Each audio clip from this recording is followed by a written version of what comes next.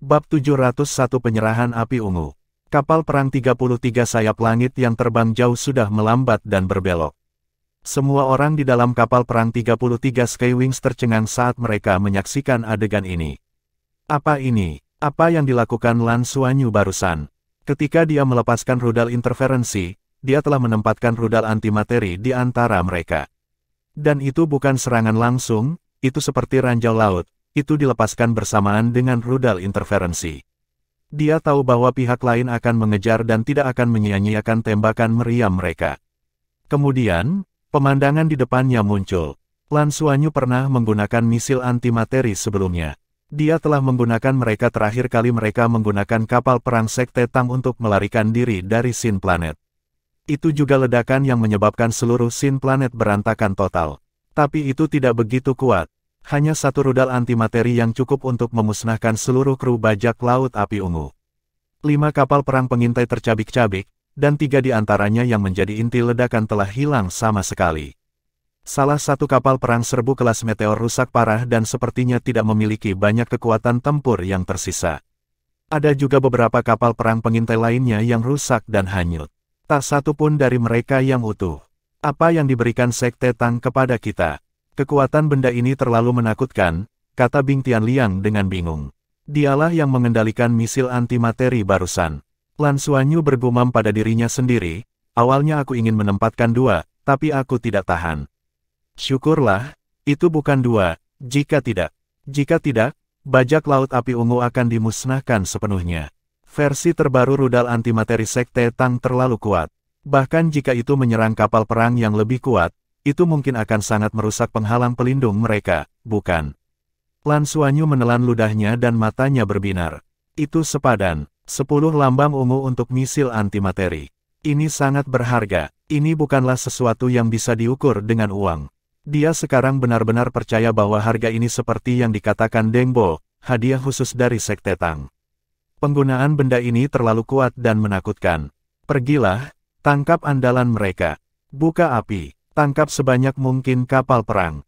Pada saat ini, Shen Junji, Kapten Bajak Laut Api Ungu, memiliki ekspresi sedih di wajahnya. Dalam ledakan besar barusan, seluruh kapal berguling dengan keras, dan ada banyak awak bajak laut yang terlempar hingga tewas dan terluka. Dia juga terkena tabrakan keras karena dia bahkan tidak mengenakan sabuk pengaman ketika dia pikir dia memiliki keunggulan mutlak. Sebuah lubang besar muncul di sisi kapal perang. Meskipun area itu dengan cepat disegel, Shen Junji benar-benar tercengang. Dia jelas tahu apa itu, tapi dia menduga setidaknya ada 5 misil antimateri di sana. Rudal antimateri adalah senjata strategis yang dilarang oleh Federasi Douluo. Bukannya tidak ada di Sin Planet, tapi jumlahnya sangat sedikit dan mereka semua berada di tangan ketujuh Raja Bajak Laut. Hanya mereka yang bisa mengendalikan senjata yang begitu kuat. Bahkan di Federasi Douluo, hanya ada sedikit kapal perang yang bisa dilengkapi dengan rudal antimateri. Tidak hanya biaya pembuatannya yang mahal, tetapi juga sangat sulit untuk diproduksi. Satu kesalahan dan ada risiko ledakan. Pikirannya menjadi kosong dan dia melihat kapal perang dengan 33 sayap itu terbang kembali. Tidak hanya sayapnya dalam kondisi sempurna, ia bahkan terlihat seperti iblis bersayap 33 yang turun dari neraka. Apa yang harus dia lakukan? Dia juga tidak tahu harus berbuat apa. Apakah dia harus terus berjuang? Ketika rudal antimateri menghancurkan penghalang pelindungnya, hampir setengah dari sistem senjatanya hancur. Lebih penting lagi, cadangan energi kapal perang hampir habis dan sistem pertahanan telah runtuh. Bagaimana dia bisa menolak? Bos, seorang bajak laut yang wajahnya berlumuran darah berjuang dan memanggil Shen Junji. Ayo menyerah. Kapten Bajak Laut, yang bersemangat 1 menit yang lalu, hanya bisa membuat pilihan yang paling tidak rela dengan wajah pucat karena dia tidak ingin mati. Cangkang penangkap mendarat dengan kuat di kapal perang kelas meteor dan sepenuhnya menangkap kapal perang besar ini. Hanya 2 dari kapal perang perompak lainnya yang berhasil melarikan diri. Mereka melarikan diri dengan cepat dan tidak berniat menyelamatkan kapal andalannya. Masih tersisa 4 kapal perang lainnya. Salah satunya rusak parah dan tidak jelas apakah ada orang yang masih hidup di dalamnya. 3 lainnya juga rusak di banyak tempat dan pasti tidak akan bisa kabur. Mereka bahkan tidak akan bisa memblokir satu tembakan. Tidak ada keraguan bahwa pertempuran ini merupakan kemenangan besar bagi 33 sayap langit. Alasan kemenangan mereka bukan karena pengalaman atau betapa cerdiknya kendali mereka atas kapal perang, tetapi karena mereka mengandalkan teknologi Tang Sekte yang sangat kuat. Rudal antimateri. Jika bukan karena rudal antimateri, Lan Xuanyu tahu bahwa mereka tidak akan cocok dengan bajak laut api ungu.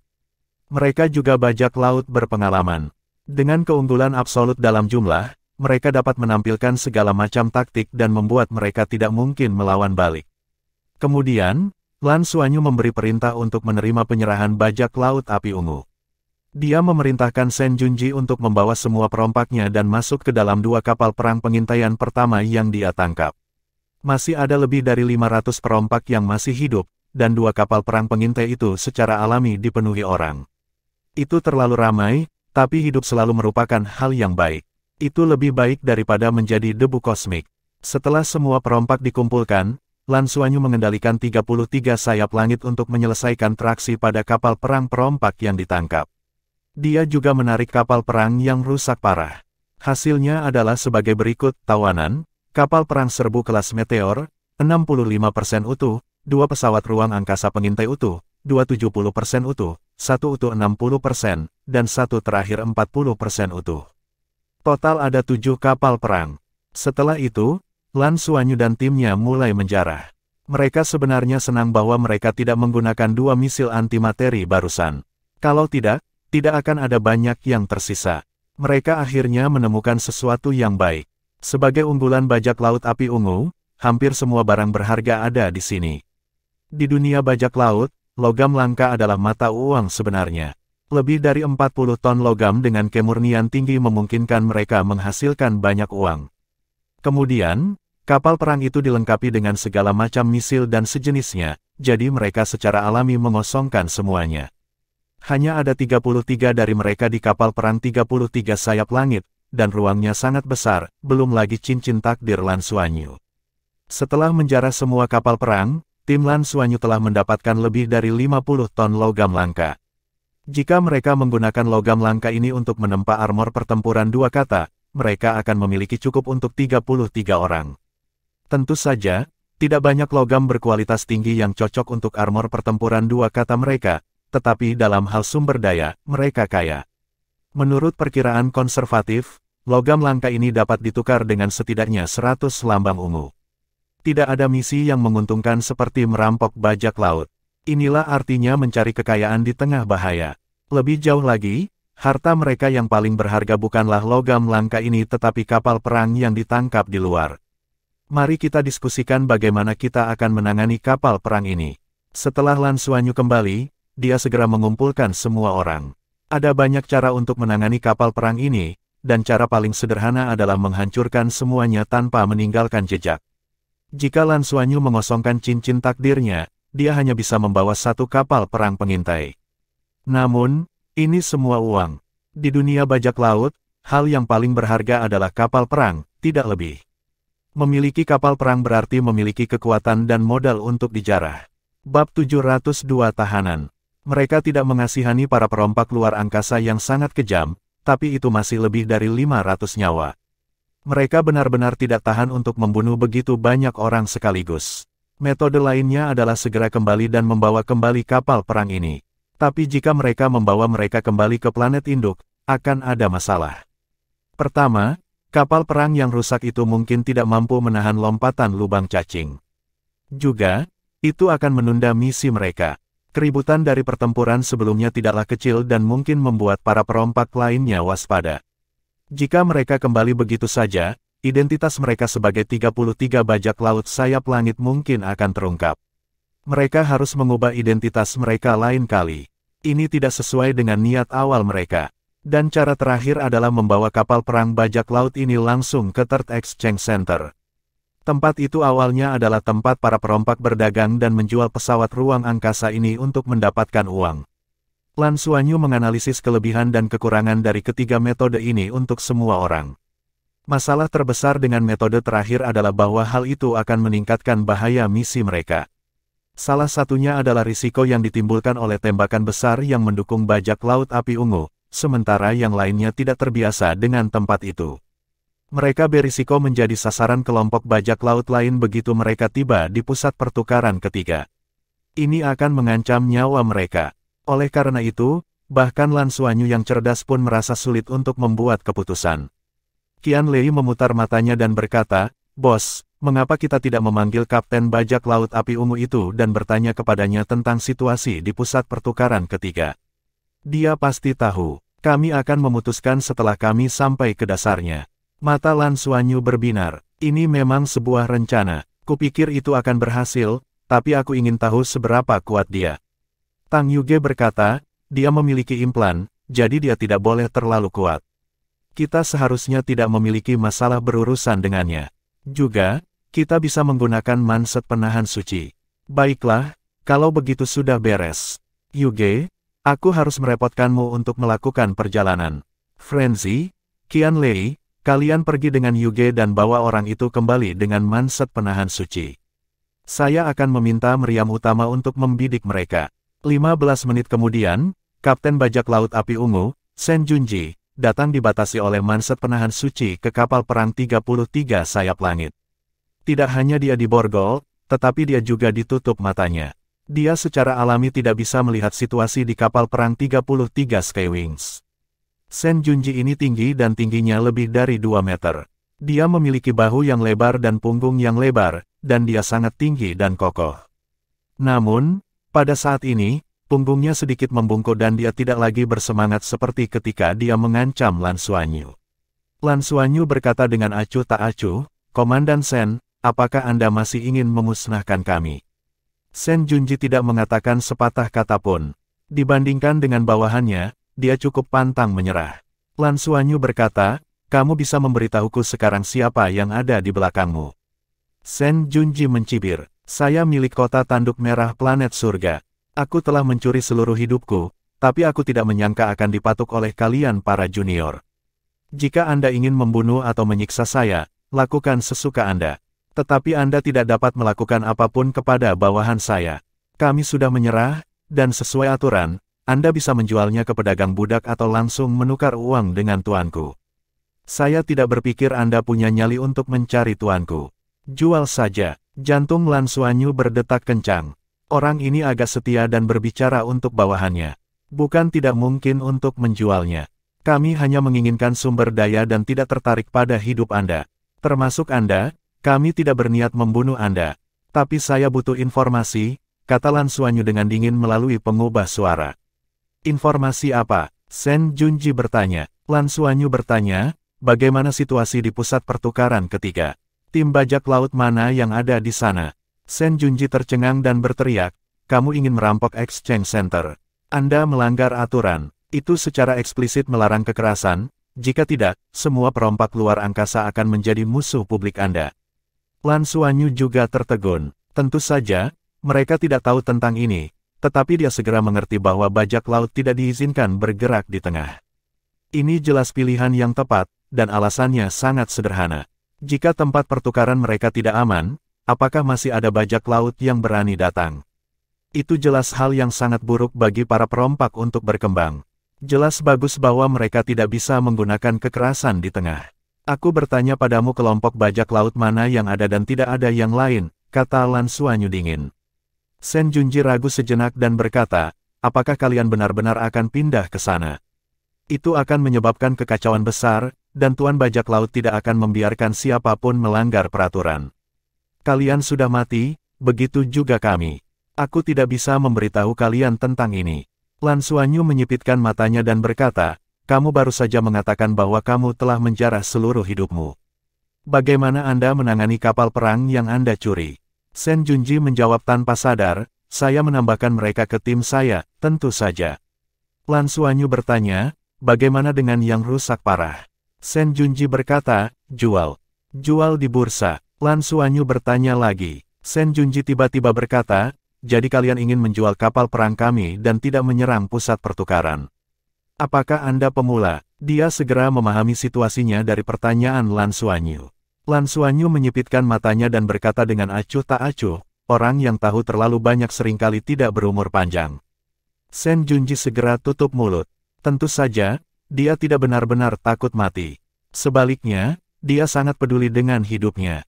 Setelah mendengar bahwa tim Lan Xuanyu tidak akan menyerang pusat pertukaran, dia menghela nafas lega. Tidak ada masalah dengan pusat pertukaran. Kita bisa membeli dan menjual apa saja di sana selama itu berharga. Kapal perang jelas merupakan mata uang keras, tetapi harganya akan diturunkan. Apakah Anda khawatir tentang bahaya? Itu tidak mungkin. Melihat bagaimana Anda menangkap begitu banyak kapal perang kami, bahkan orang bodoh pun akan tahu seberapa kuat Anda. Juga, tidak ada yang tahu jika kru bajak laut Anda memiliki kapal perang lain. Saya dapat menjamin bahwa orang-orang saya dan saya tidak akan memberitahu siapapun, kata Shen Junji dengan percaya diri. Lan Xuanyu mencibir, apakah menurutmu aku akan mendengarkan jaminan bajak laut? Ada pedagang budak di bursa juga. Shen Junji ragu sejenak sebelum berkata, ya, sebenarnya, Anda benar-benar dapat mempertimbangkan untuk menjual kami kembali ke tuanku. Tuan Tanduk Merah sangat mempercayaiku. Harganya pasti akan lebih tinggi dari pedagang budak. Kami bajak laut memiliki aturan kami sendiri. Karena kami adalah tawananmu, Tuhan tidak akan mengambil langkahmu dengan mudah. Kalian tidak melanggar kepentingan dasarnya. Dan sangat normal bagi bajak laut untuk saling menjarah. Kami bahkan dapat meminta Tuhan kami untuk membeli kembali kapal perang kami. Lan Xuanyu menatap Qianlei dan Qianlei memukul leher Shen Junji, membuatnya pingsan. Bisakah kata-kata orang ini dipercaya?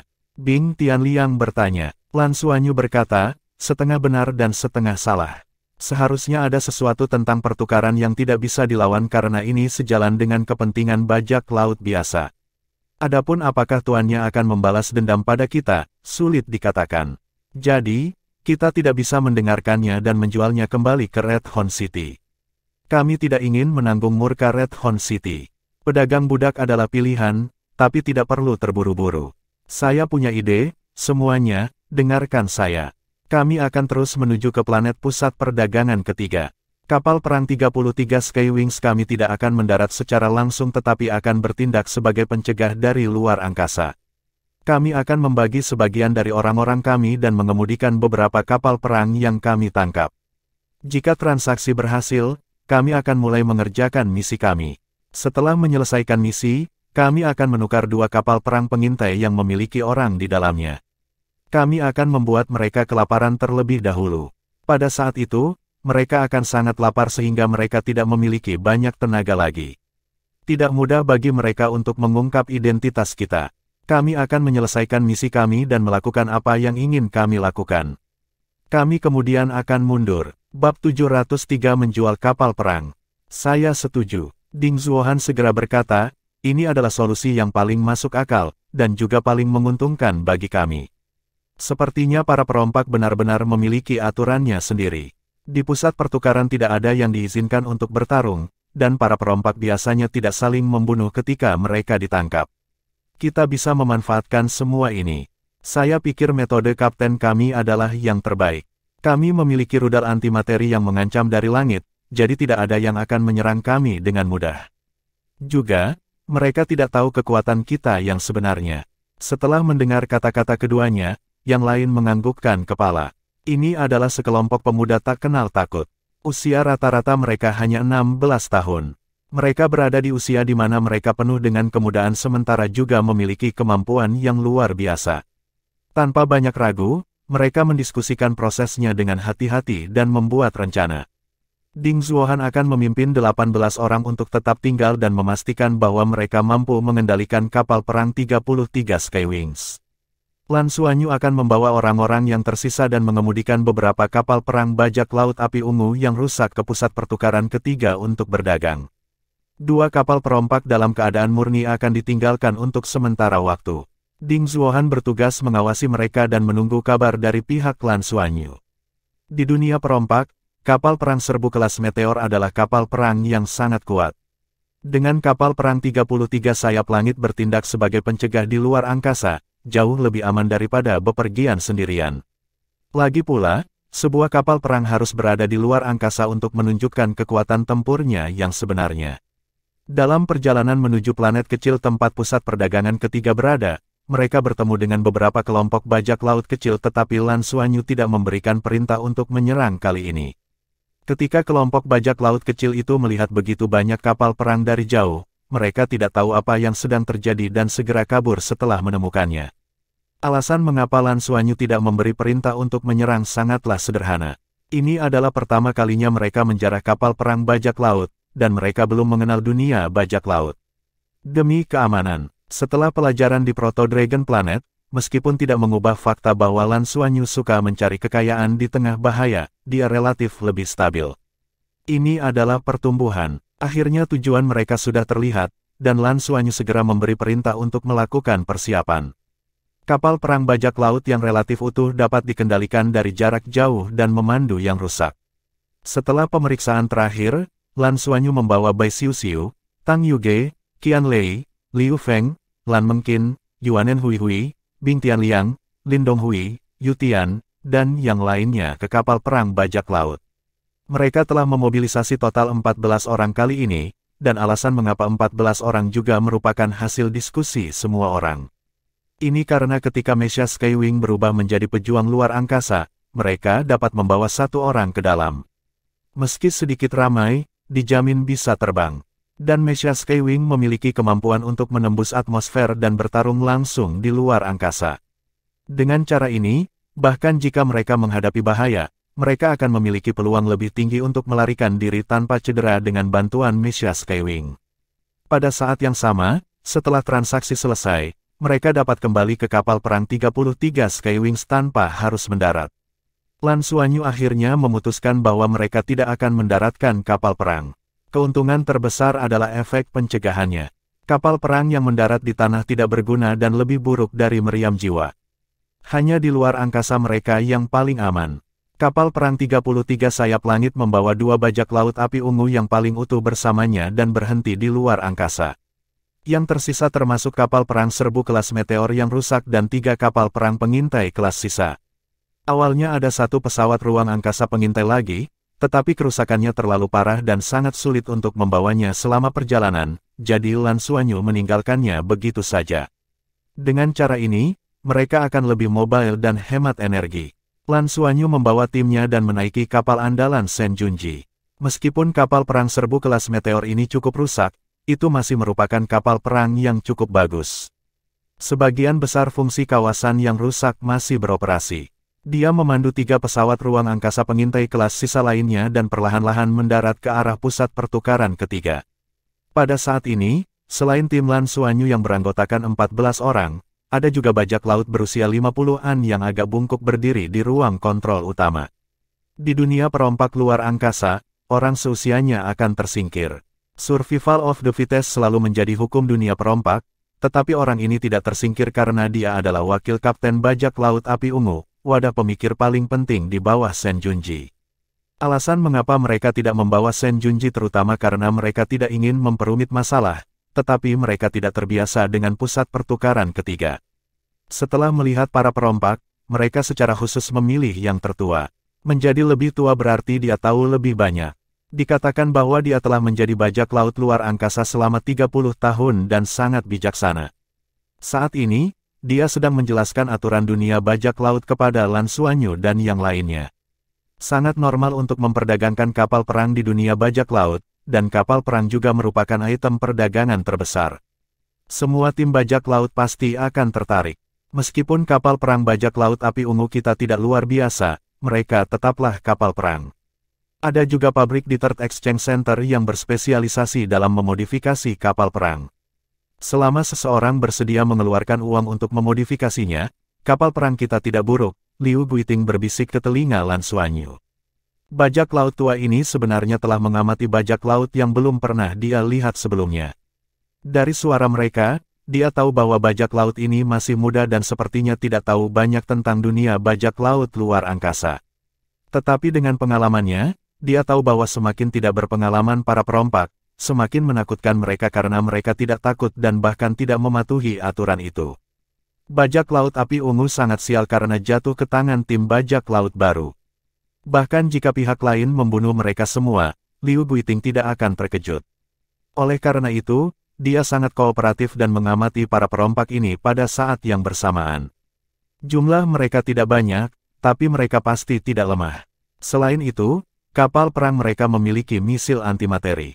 Apa itu rudal antimateri? Bagi kapal perang bajak laut, itu jelas merupakan senjata yang paling berharga dan kuat, keberadaan yang dapat menentukan kemenangan dan kekalahan dalam pertempuran luar angkasa.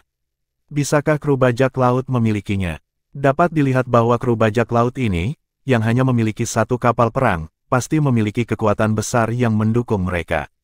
Meskipun mereka tidak tahu kekuatan apa itu, mereka tidak ragu untuk bergerak bahkan setelah mendengar nama Red Horn City. Ini jelas. Oleh karena itu, Liu Guiting sangat kooperatif. Dia ingin membuat dirinya berguna agar dia tidak terbunuh. Dalam keadaan normal, bagaimana kita menukar kapal perang? Lan Xuanyu bertanya dengan suara rendah. Dia merasa topeng ini kurang bagus karena tidak ada pengubah suara di dalamnya. Dia harus mengatasi masalah ini ketika dia kembali setelah menyelesaikan misi. Kalau tidak, akan sangat sulit untuk menyembunyikan usia mereka. Liu Guiting menjawab dengan jujur, sangat sederhana. Ada tempat di mana kapal perang diparkir di pusat perdagangan.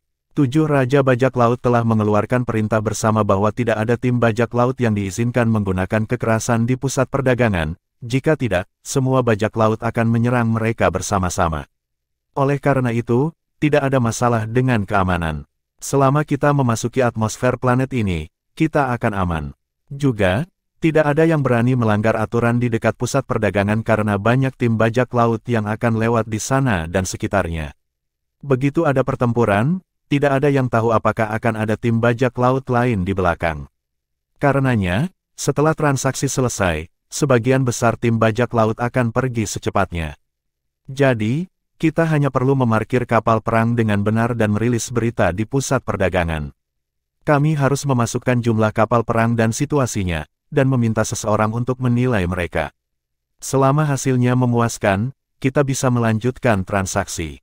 Bab 704 tiba di tujuan. Lan Xuanyu mengerutkan kening. Berdagang dengan siapa? Kru bajak laut lainnya. Tidak. Berdagang langsung dengan pusat pertukaran adalah yang paling nyaman, dan berdagang dengan kru bajak laut juga baik-baik saja, tetapi mungkin ada beberapa masalah. Meskipun harga yang mereka tawarkan mungkin lebih tinggi dari pusat penukaran, mereka tidak akan memberikan uang semudah pusat penukaran. Juga, mungkin ada masalah lain. Jadi saya sarankan jual langsung ke Exchange Center. Dengan cara ini, biaya penilaian akan langsung dibayarkan oleh mereka. Harganya mungkin bukan yang tertinggi, tetapi cepat dan aman. Mata Lan Xuanyu berbinar. Bisa menjual langsung ke pusat penukaran memang pilihan yang bagus. Lebih penting bagi mereka untuk menghemat waktu dan tenaga daripada memaksimalkan keuntungan mereka. Lagi pula, mereka masih harus fokus menyelesaikan misi terlebih dahulu dan jika mereka bisa mendapatkan keuntungan pada saat yang sama berada di urutan kedua. Tapi mereka tidak bisa mengambil terlalu banyak risiko. Baiklah, ikutlah dengan kami untuk kesepakatan itu, kata Lan Xuanyu. Aku, Liu Guiting ragu-ragu. Apa yang salah? Lan Xuanyu berbalik untuk melihatnya. Lord Headwing, bagaimanapun juga, aku adalah wakil komandan bajak laut api ungu. Jika saya membantu Anda dengan kesepakatan itu sama saja dengan mengkhianati tim saya. Di dunia perompak luar angkasa, yang paling dipandang adalah pengkhianatan. Ini akan membuatku mustahil untuk bertahan hidup di dunia bajak laut. Oh, Lan Xuanyu meninggikan suaranya. Liu Guiting dengan cepat berkata, tentu saja, bukan tidak mungkin. Jika Lord Headwing bersedia menerima saya sebagai bagian dari 33 Skywings, maka tidak akan ada masalah. Bagaimanapun, kami semua adalah tawananmu. Jika Anda bersedia memberikan jalan keluar kepada tawanan Anda, ini tidak akan dianggap sebagai pengkhianatan. Itu hanya masalah tawanan menjadi orang-orangmu. Qian Lei, yang berada di sebelah Lan Xuanyu, bertanya, apakah kamu takut menjadi budak? Liu Qixiao tersenyum patuh. Jika aku bisa menjadi manusia, siapa yang mau menjadi budak yang lebih rendah dari binatang buas? Meskipun saya agak tua, saya tahu dunia bajak laut kita dengan cukup baik. Dia tahu betul apa yang paling dibutuhkan oleh para perompak yang tidak berpengalaman ini. Lan Xuanyu tersenyum. Kamu orang yang cerdas. Selesaikan transaksi ini terlebih dahulu. Jika Anda dapat membuktikan bahwa Anda berguna, saya akan mempertimbangkannya. Ya. Liu Guiting tidak lagi menolak dan langsung setuju. Dia tahu bahwa dia telah menciptakan kondisi untuk dirinya sendiri untuk hidup, dan dia bahkan mungkin memiliki kesempatan untuk hidup lebih baik. Bajak laut muda ini sangat tajam dan memiliki rudal antimateri, jadi kemungkinan besar mereka didukung oleh beberapa kekuatan besar. Jika yang muda sudah begitu kuat, seberapa kuat dukungan di belakang mereka? Liu Guiting memang sangat pintar, jika tidak, dia tidak akan bisa hidup di dunia bajak laut sampai usianya sekarang dan masih menjadi wakil kapten. Apa yang harus dia lakukan sekarang adalah menunjukkan kegunaan dan bahkan kesetiaannya dalam transaksi berikutnya. Hanya dengan begitu dia bisa benar-benar menjadi bagian dari 33 sayap langit. Lan Xuanyu memiliki rencananya sendiri di dalam hatinya. Jika Qian Lei bisa melihat motif Liu Guiting, bagaimana tidak? Tapi seperti yang dipahami Liu Guiting, pengalaman bajak laut tua sangat berguna bagi 33 sayap langit, terutama ketika tim Lan Xuanyu memiliki kapal perang sendiri dan harus terus menyelesaikan misi. Dengan bajak laut tua sebagai pemandu mereka, akan lebih mudah untuk menjalankan misi atau merampok bajak laut lain. Oleh karena itu, dia tidak berniat mengungkap Liu Guiting. Seperti yang dia katakan, dia perlu melihat penggunaan Liu Guiting. Pesawat ruang angkasa perlahan mendarat. Sebagai wakil komandan bajak laut api ungu, Liu Guiting pernah ke tempat ini sebelumnya dan sangat mengenalnya. Lan Xuanyu menyerahkan kursi kendali utama kepadanya dan berdiri di samping untuk mengawasinya. Liu Guiting dengan akrab menghubungi pusat pertukaran ketiga dan perlahan mendaratkan pesawat luar angkasa.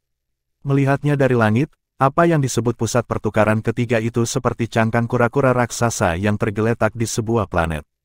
Planet kecil ini memang tidak terlalu indah. Itu dipenuhi gundukan dan cekungan, dan tidak ada tanda-tanda tumbuh-tumbuhan atau air. Itu hanya sebuah planet kosong.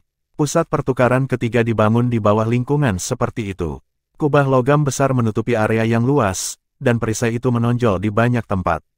Itu terhubung satu sama lain, sehingga terlihat seperti cangkang kura-kura dan menutupi area yang cukup luas. Meski hanya setetes di lautan ke seluruh planet, keberadaannya bisa terlihat jelas saat mereka masih ribuan meter dari permukaan tanah. Kapal perang bajak laut perlahan mendarat di tanah datar dekat pusat perdagangan. Tanah di sini datar tanpa dekorasi apapun. Keempat kapal perang itu mendarat dan berhenti.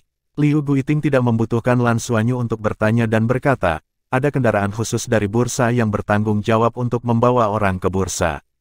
Baru-baru ini, tidak banyak orang yang datang untuk berdagang. Ketika kami mendarat, saya melihat-lihat dan hanya ada lebih dari 20 kapal perang perompak di sini. Lan Xuanyu, apa artinya tidak banyak perompak di sini? Liu Guixiao berkata, belum ada banyak bisnis akhir-akhir ini. Federasi Douluo telah meningkatkan blokade di planet surga dan ini pasti mempengaruhi seluruh dunia bajak laut. Lan Xuanyu menyipitkan matanya dan mengangguk. Selain menjarah, apakah perompak punya cara lain untuk bertahan hidup? Liu Guixiao berkata, pada dasarnya, ini masih menjarah. Sebenarnya, penguncian Federasi Douluo pada kita hanya di dalam wilayah planet Federasi. Ini sebenarnya memaksa kita untuk mengambil lebih banyak jalan memutar dan menjarah ras cerdas lainnya. Federasi mendorong perompak luar angkasa untuk menjarah ras lain. Lan Xuanyu bertanya dengan ragu. Liu Guixiao berkata, sebenarnya, perompak luar angkasa tidak hanya menjual sumber daya, mereka juga menjual informasi. Faktanya, Federasi Douluo selalu memiliki kesepakatan dengan planet surga. Jika tidak, dengan kekuatan Federasi, tidak sepenuhnya mustahil untuk menghancurkan planet surga. Setelah mendengar apa yang dia katakan, Lan Xuanyu tidak lagi terburu-buru untuk turun dari pesawat luar angkasa. Dia bertanya dengan rasa ingin tahu, ceritakan secara detail. Apa kesepakatannya? Liu Guixiao berkata, galaksi tempat planet surga berada agak unik dan seseorang hanya dapat melompat ke ruang angkasa itu melalui lubang cacing. Jadi bagi perompak luar angkasa, planet surga seperti sebidang tanah yang belum tersentuh. Tetapi ada banyak lubang cacing yang terhubung ke planet surga, dan hanya sebagian saja yang telah ditutup oleh Federasi. Mengapa mereka melakukan itu? Sebenarnya, saya sudah memikirkannya dengan hati-hati sebelumnya, dan saya bahkan merasa bahwa dari sudut pandang tertentu, planet surga dapat dianggap sebagai bagian dari Federasi Douluo. Meskipun perompak luar angkasa planet surga menjarah di mana-mana, mereka biasanya tidak membunuh orang setelah menjarah. Mereka menjual tawanan mereka sebagai budak atau membiarkan korban mereka membayar uang tebusan. Sangat sedikit kasus mereka merobek tiket. Hanya beberapa perompak yang sangat ganas yang akan melakukan itu. Ketika saya menemukan semua ini, saya merasa bahwa dunia bajak laut tidak begitu kacau. Apakah ini sesuatu yang akan dilakukan bajak laut sungguhan? Saya telah mengamati selama beberapa dekade dan saya menjadi lebih sadar akan hal-hal ini. Selain itu, meski ada banyak ras cerdas dari planet lain di planet surga, ketujuh raja bajak laut selalu manusia. Ini tidak berubah selama ribuan tahun dan meskipun raja bajak laut telah diganti, ras asing tidak pernah mendapat kesempatan. Juga, kamu bertanya padaku tentang cara hidup perompak luar angkasa. Selain menjarah dan menjual sumber daya, perompak luar angkasa sebenarnya memiliki hal lain untuk dijual, seperti informasi. Terutama informasi dari alien. Aku sudah memikirkannya dengan hati-hati. Kami adalah sekelompok bajak laut, mengapa planet surga menginginkan begitu banyak informasi tentang alien? Untuk menjarah, ini adalah salah satu alasannya, tetapi harga informasinya di atas sumber daya, yang sedikit tidak masuk akal. Kalau dipikir-pikir, siapa yang mendapat lebih banyak informasi tentang makhluk luar angkasa ini? Tanpa ragu, Federasi Douluo lah yang terus berkembang dan menempati planet sumber daya dan planet administratif. Dalam arti tertentu, planet surga sebenarnya memberi Federasi Douluo informasi tentang dunia luar. Nilai dari informasi ini memungkinkan Federasi melakukan kolonisasi antar bintang dengan lebih baik. Saya merasa inilah yang ingin mereka lakukan, hal yang paling penting. Bab 705 Pusat Pertukaran. Itulah mengapa saya selalu curiga bahwa Federasi Douluo dan planet surga memiliki suatu bentuk kerjasama. Bahkan mungkin ada beberapa kekuatan kuat dari Federasi Douluo yang mendukung planet surga. Tentu saja, saya hanya bersentuhan dan melihat hal-hal ini di permukaan. Itu semua mungkin imajinasiku sendiri, aku tidak yakin. Setelah mendengar kata-kata Liu Guiting, Lan Xuanyu tidak bisa tidak memiliki rasa hormat yang sama sekali baru padanya. Sangat mudah untuk menemukan bajak laut yang cerdas, tetapi untuk menemukan bajak laut yang pandai menganalisis jauh lebih sulit. Jika planet surga dan Federasi Douluo benar-benar bekerja sama, itu akan berada di luar imajinasinya. Dia masih ingat dengan jelas adegan yang dia hadapi ketika dia masih muda. Saat itu, dia dan ibunya hampir mati di tangan para perompak luar angkasa dari Sin Planet. Para perompak itu sangat ganas dan berani. Namun, kecurigaan Liu Guiting bukan tanpa alasan. Jadi, mungkinkah Federasi Douluo terkait dengan planet surga atau bahkan bekerja sama dengannya? Lan Xuanyu sedikit mengangguk dan berkata, "Ayo pergi, turun dari kapal perang dan mulai transaksi." Dia tidak menanggapi kata-kata Liu Guiting dan melanjutkan operasi mereka. Liu Guiting bijaksana dan tidak melanjutkan.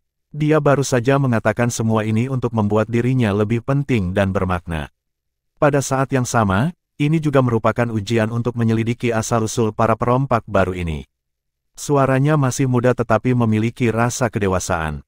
Inilah yang dirasakan Liu Guiting tentang Lord Headwing ini. Seperti yang diharapkan, ada mobil yang menunggu mereka di luar. Planet ini jelas tidak cocok untuk ditinggali manusia, tetapi satu-satunya hal yang dapat mereka terima adalah gravitasi. Gravitasinya sekitar 1,5 kali lipat dari planet induk, dan berjalan di atasnya terasa agak berat, tetapi tidak memengaruhi mereka. Seragam tempur yang dikenakan Lan Xuanyu dan timnya memungkinkan mereka bertahan di luar angkasa untuk waktu yang singkat. Dengan helm yang bisa menyediakan oksigen, mereka bisa melakukan perjalanan di lingkungan seperti itu. Mobil itu adalah mobil orbit planet yang sangat sederhana. Melalui koneksi orbit, itu bisa dengan cepat membawa orang ke pusat pertukaran. Seperti yang dikatakan Liu Guiting, tempat ini agak sepi. Mereka adalah satu-satunya kelompok orang di dalam mobil yang dapat menampung lebih dari 100 orang. Mereka tidak bertemu bajak laut lain. Saat dia duduk di mobil orbit planet dan mengamati pemandangan di luar, hal pertama yang dia rasakan adalah tandus. Permukaannya yang tidak rata berwarna kuning kecoklatan, tetapi sebagian besar tempat itu adalah bebatuan dan tidak ada tanda-tanda tanah. Di permukaan, mustahil untuk melihat struktur internal bebatuan ini. Untuk 33 sayap langit, masalah terbesar dari misi tim ini bukanlah menemukan biji logam langka di planet ini, tetapi apakah ada biji logam di planet ini. Ini adalah masalah dari misi ini. Jika mereka tidak dapat menemukan biji logam langka, maka misi secara alami akan berakhir dan mereka tidak akan dapat menyelesaikan misi tersebut. Waktu mereka di sini akan benar-benar terbuang percuma. Tapi di sisi lain, karena risiko inilah misi ini tidak terlalu berbahaya. Setelah mengalami pertempuran dan risiko di planet sumber naga dan dukungan yang mereka dapatkan dari Sekte Tang untuk kapal perang, Lan Xuanyu memutuskan untuk mengambil misi ini. Itu mungkin bukan keputusan yang tepat, tetapi perjalanan antar bintang ini setidaknya akan memberi lebih banyak pengalaman kepada semua orang. Juga, ada rencananya untuk merampok para perompak di dalam hatinya. Ini juga merupakan upaya. Oleh karena itu, bahkan jika mereka tidak dapat menyelesaikan misi, itu dapat diterima selama mereka memperoleh beberapa keuntungan. Lagi pula, masih ada waktu. Apakah planet ini sudah diselidiki? Apakah ada tanda-tanda logam langka? Lan Xuanyu bertanya pada Liu Guiting. Liu Guiting mengerutkan alisnya. Saya tidak pernah mendengarnya. Tapi secara umum, jenis planet kecil yang tidak berbahaya ini seharusnya sudah diselidiki sebelumnya. Itu belum dikembangkan, mungkin karena tidak ada. Setidaknya di permukaan planet ini, tidak ada logam langka yang terkonfirmasi.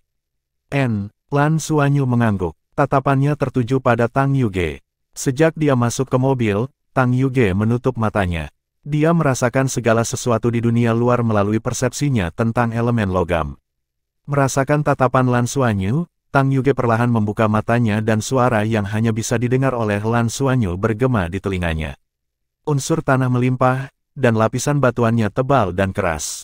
Dengan burung yin yang keos, saya memiliki persepsi yang lebih dalam tentang 5 elemen.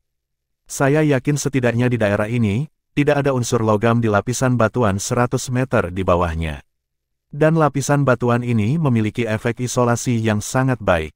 Jika saya benar-benar ingin menemukannya, saya perlu menyelidiki lebih dalam. Saya perlu waktu untuk berjalan di planet ini.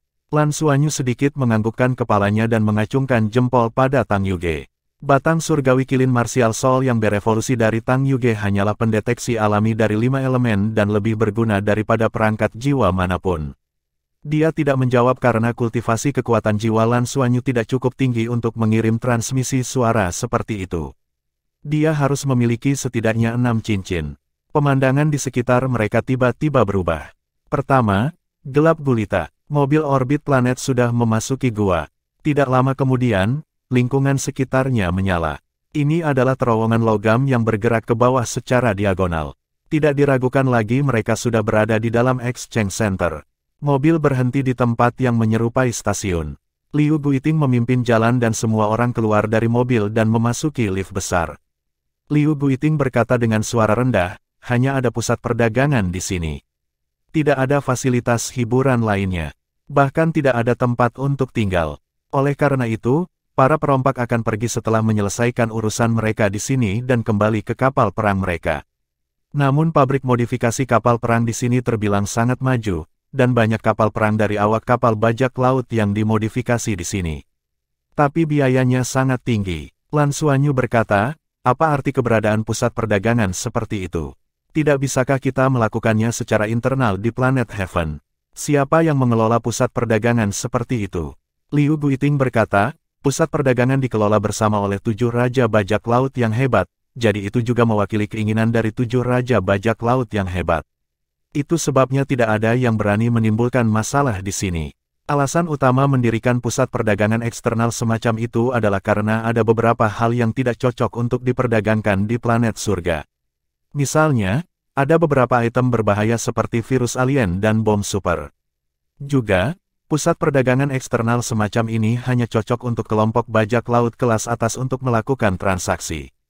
Terutama kelompok bajak laut yang tidak berada di bawah komando langsung 7 raja bajak laut besar, mereka lebih rela melakukan transaksi di sini. Lebih nyaman dan aman bagi mereka. Pada saat yang sama, pertukaran eksternal ini lebih murah daripada kembali ke planet surga karena mereka tidak perlu membayar biaya untuk masuk. Mereka juga dapat berlabuh kapal perang secara gratis.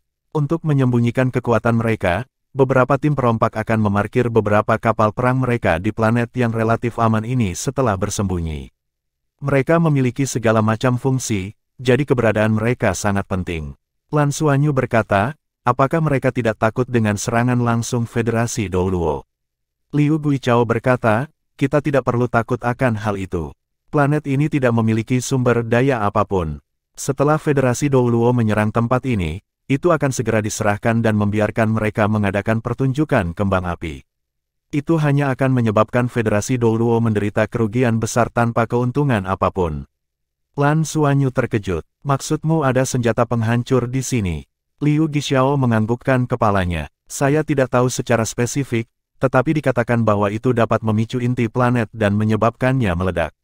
Seberapa kuat ledakan planet, kapal perang apapun akan dihancurkan, bukan? Federasi Douluo tidak akan mencari masalah di planet yang tidak berarti ini. Lan Xuanyu berpikir dalam hati, bajak laut memang memiliki cara hidup mereka sendiri. Tidak heran planet surga ini bisa bertahan selama bertahun-tahun. Bab 706 Elf Kegelapan. Kami akan langsung ke kesepakatan, kata Lan Xuanyu. Baiklah, lift berlanjut selama 1 menit sebelum berhenti. Liu Guiting membawa mereka ke aula yang luas.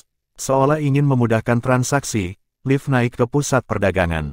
Setelah tiba, mereka akhirnya melihat sosok bajak laut lainnya. Di aula yang luasnya lebih dari 10.000 meter persegi ini, ada lebih dari 100 perompak berpasangan dan bertiga. Penampilan Lan Xuanyu tidak menarik banyak perhatian karena para perompak sibuk dengan urusan mereka sendiri. Liu Guichao membawa mereka ke konter logam. Di belakang konter logam, sebenarnya ada robot yang sedang bertugas. Ada simbol perdagangan kapal perang di sini. Perdagangan kapal perang, meminta evaluasi kapal perang. Di bawah tatapan Lan Xuanyu, Liu Guiting memasukkan serangkaian angka. Segera, robot itu mengangkat kepalanya dan matanya berkedip dengan lampu merah. Permintaan evaluasi disetujui. Ide parkir dikonfirmasi. Evaluasi akan selesai dalam 3 jam. Silakan kembali dalam 3 jam. Pelat logam muncul di tangan robot. Liu Xiang mengambil pelat logam itu dan menyerahkannya kepada Lan Xuanyu dengan hormat. Dia berbisik, setelah penilaian, mereka akan memberitahu kami nilai dari 4 kapal perang. Jika Anda setuju, kami dapat melanjutkan transaksi. Setelah transaksi selesai, kami akan mengambil logam langka dan pergi. Transaksi di sini dibayar melalui logam langka. Logam langka yang berbeda memiliki nilai yang berbeda. Nilai dasarnya akan dibandingkan dengan koin federasi. Lan Xuanyu mengangguk. Baiklah, bawa kami ke tempat lain dan lihat apa yang bisa kami beli. Ya, Liu Guiting setuju dan membawa Lan Xuanyu dan yang lainnya ke konter lain. Lan Xuanyu mengirim pesan ke kapal perang 33 sayap langit yang diparkir di luar angkasa, menunjukkan bahwa semuanya normal dan memberitahu Ding Zuohan waktu transaksi. Pusat pertukaran ketiga ini dibagi menjadi banyak area, termasuk area perdagangan kapal perang yang baru saja mereka kunjungi, area perdagangan senjata, area perdagangan barang, area perdagangan logam, area perdagangan budak, dan sebagainya.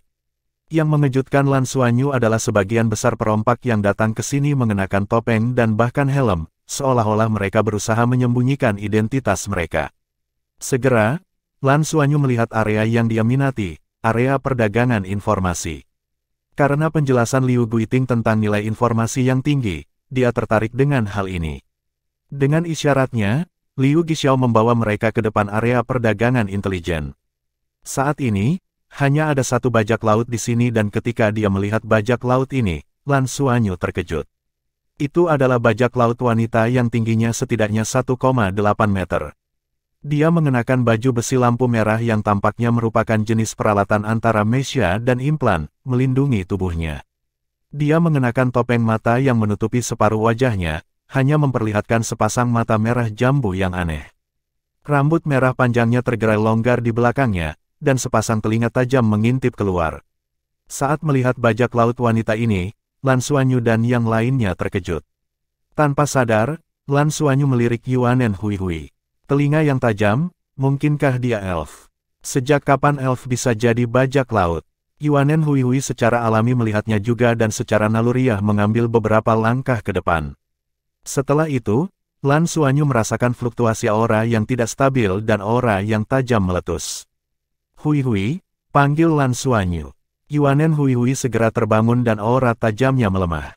Namun dalam waktu singkat ini, bajak laut wanita di depan juga merasakannya. Dia berbalik dan melihat kelompok bajak laut dengan topeng hitam di belakangnya. Lan Xuanyu berdiri di depan orang-orang dari 33 sayap langit dan secara alami memandangnya. Wanita itu mengejek dan berbalik, terus mengoperasikan mesin di depannya. Dia tidak mengatakan apa-apa kepada tim Lan Xuanyu, seolah dia yakin mereka tidak akan berani bertarung di sini. Tepat pada saat ini, Lan Xuanyu mendengar transmisi suara marah Yuanen Hui. Para Dark Elf, mereka adalah pengkhianat. Mereka adalah Dark Fire Elf dari Dark Elf. Elf gelap. Ini adalah pertama kalinya Lan Xuanyu mendengar ras ini, tetapi dia tahu dari nada suara Yuanen Hui bahwa Dark Elf ini jelas tidak selaras dengan elf di planetnya. Liu Guiting menatap Lan Xuanyu dan Lan Xuanyu mengikutinya ke samping. Liu Guiting berbisik, apakah orang-orangmu tertarik dengan bajak laut wanita tadi?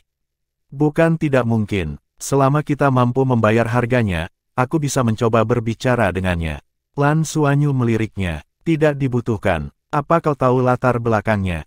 Liu Xiao berkata, dari tanda di armornya, dia sepertinya berasal dari bajak laut Black Forest. Kru bajak laut Black Forest. Apa yang Anda tahu? Lan Xuanyu bertanya. Liu Guichao berkata, mereka adalah salah satu dari sedikit kelompok bajak laut super yang tidak berada di bawah kendali 7 raja bajak laut yang hebat. Mereka sangat kuat dan tidak ada yang tahu di mana markas mereka. Dikatakan bahwa mereka memiliki planet kecil milik mereka dan manajemen internalnya sangat ketat.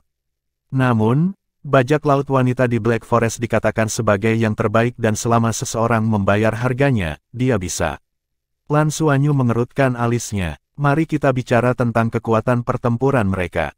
Bagaimana bisa kru bajak laut diklasifikasikan sebagai kru bajak laut super? Liu Xiang berkata, kelompok bajak laut yang langsung menjadi bawahan dari 7 raja bajak laut agung planet surga semuanya adalah kelompok bajak laut super. Dari sudut pandang tertentu, planet surga adalah surga bajak laut yang dijaga oleh 7 kelompok bajak laut besar. Semua bajak laut harus membayar biaya perlindungan kepada 7 raja bajak laut yang hebat ketika mereka masuk ke sana. Dan selain 7 raja bajak laut yang hebat, ada 3 kelompok bajak laut super yang dikenal. Kelompok bajak laut Black Forest adalah salah satunya. Saya tidak yakin tentang kekuatan tempur mereka yang sebenarnya. Namun untuk menjadi kelompok bajak laut super, mereka harus memiliki setidaknya 300 kapal perang.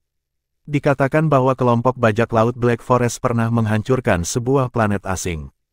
Mereka sangat kuat dan kapal perang mereka sangat unik. Mereka sangat gesit dan kejam di medan perang. Mereka juga sangat pandai menyembunyikan kapal perang. Kebanyakan radar tidak dapat menemukan kapal perang mereka. Ini adalah kelompok bajak laut yang sangat misterius. Saat mereka berbicara, bajak laut wanita berambut merah yang mengenakan baju besi merah berbalik dan melihat ke arah Yuanen Hui.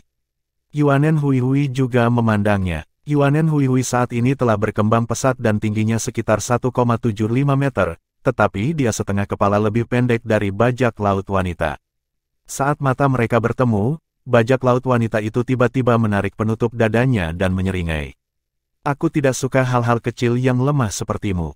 Jauhi aku secepat mungkin. Kalau tidak, aku akan menghancurkanmu sampai mati.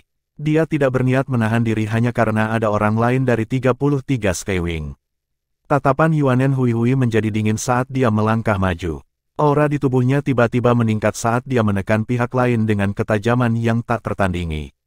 Namun, bajak laut wanita itu tidak menyerah sama sekali.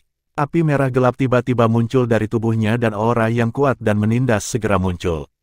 Itu tidak hanya ditargetkan pada Yuanen Hui saja, tetapi juga menyelimuti semua orang dari 33 sayap langit. Ya ampun, suara dingin tiba-tiba terdengar. Api di tubuh bajak laut wanita itu segera padam saat dia menoleh ke samping. Seseorang yang ditutupi jubah hitam besar berjalan mendekat. Kecepatannya sepertinya tidak cepat, tapi seolah-olah dia telah menyusutkan tanah menjadi 1 inci dan tiba di sini dalam sekejap mata. Ayo pergi, kata pria berjubah hitam itu dengan dingin sebelum berbalik ke samping. Perompak wanita itu mengejek dan memberi isyarat ke Yuanen Hui dengan gerakan memotong tenggorokan sebelum mengikuti pria berjubah hitam itu. Semua orang di 33 Skywings menoleh untuk melihat Lan Xuanyu dan dia menggelengkan kepalanya dengan lembut. Bab 707 Hasil Penilaian. Mereka tidak bisa menggunakan kekerasan di pusat pertukaran, dan ini adalah dunia bajak laut asing bagi mereka. Lan Xuanyu dengan cepat kembali ke sisi Yuanen Hui dan menepuk pundaknya. Kita akan bicara ketika kita kembali. Yuanen Hui mendapatkan kembali ketenangannya. Lan Xuanyu tanpa sadar menatap pria berjubah hitam itu, tapi tiba-tiba dia merasakan sakit yang tajam di matanya. Jubah hitam pada pria berjubah hitam itu seperti pusaran hitam pekat yang menarik pandangannya. Sangat kuat, tidak ada keraguan bahwa kedua orang ini sangat kuat. Ketika tubuh bajak laut wanita itu menyala dengan api, aura yang keluar dari tubuhnya setidaknya setara dengan Sage Douluo 7 cincin. Orang berjubah hitam jelas lebih kuat darinya dan kemungkinan besar adalah Sol Douluo atau bahkan Titlet Douluo. Mereka bukan orang yang bisa mereka provokasi sekarang. Setidaknya, tidak ada gunanya memprovokasi mereka. Setelah menenangkan emosinya, Lan Xuanyu membawa timnya ke counter intelijen untuk memeriksa. Mereka bisa membeli intelijen di sini atau menjualnya. Relatif mudah untuk membeli intelijen, membayar harganya, membeli, dan memeriksa. Lebih rumit untuk menjual informasi karena harus ada proses penilaian intelijen. Lan Xuanyu melihat daftar itu.